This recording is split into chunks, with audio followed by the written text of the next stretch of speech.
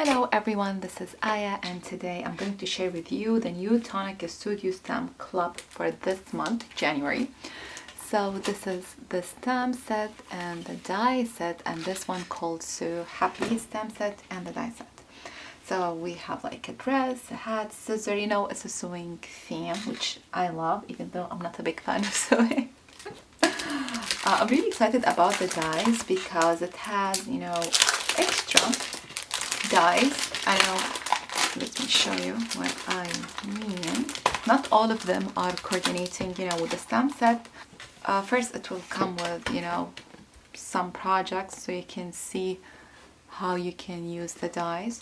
So for this dress, hat, and the bow, they're here, and the rest are completely like standalone dies, which is fantastic. So I'm really excited to use these.